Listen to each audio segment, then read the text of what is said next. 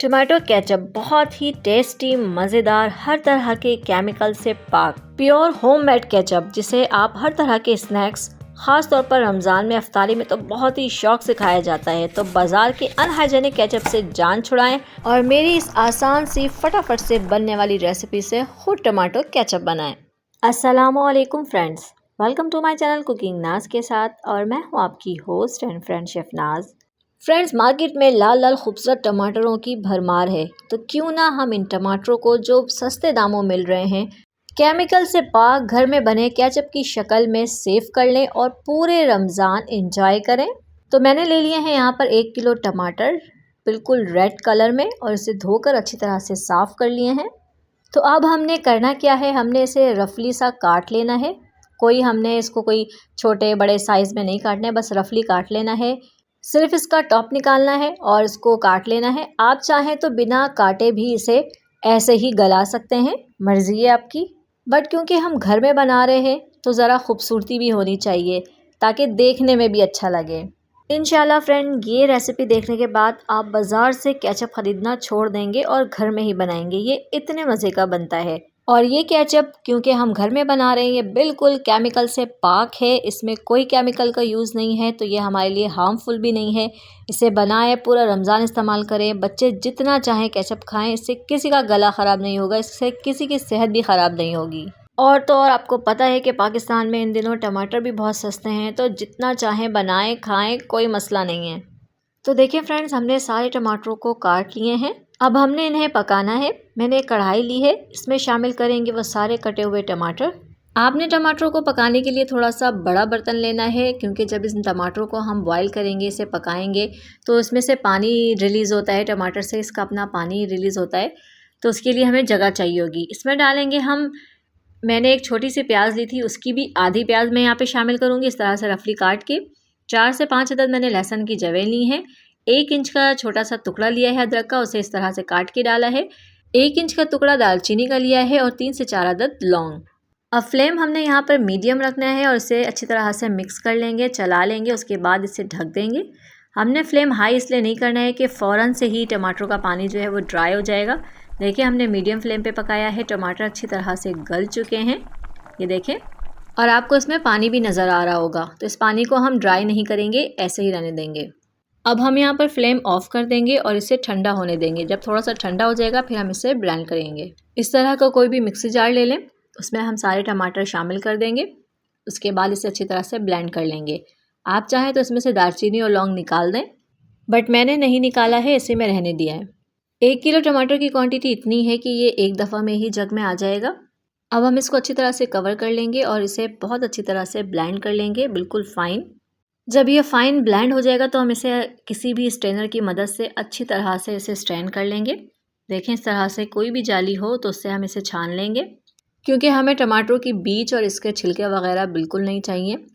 तो इसीलिए हम किसी भी जाली की मदद से इसे अच्छी तरह से छान लेंगे ताकि बीज और छिलका और जो भी चीज़ें इसमें एक्स्ट्रा हैं वो बाहर ही रह जाए।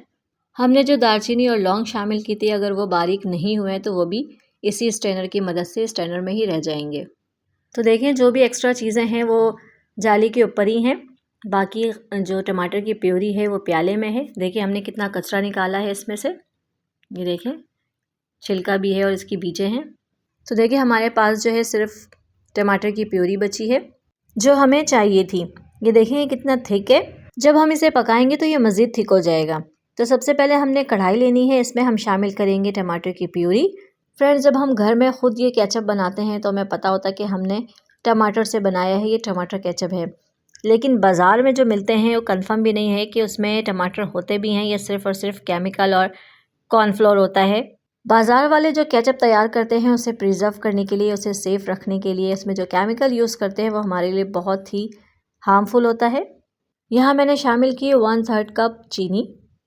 फ्रेंड्स, इसमें शामिल करूँगी 2 टेबल स्पून विनेगर यानी सफ़ेद सिरका। ये सिरका केचप को स्टेबल रखता है और इसमें खटास भी लाता है। 1/2 टीस्पून शामिल करूँगी इसमें नमक। फ्लेम यहाँ पे हमने लो रखा हुआ है। 1/2 टीस्पून शामिल करूँगी सुरख मिर्च पाउडर और 1/2 टीस्पून ही इसमें शामिल करूँगी कश्मीरी लाल मिर्च। इससे बहुत प्यारा कलर आता है।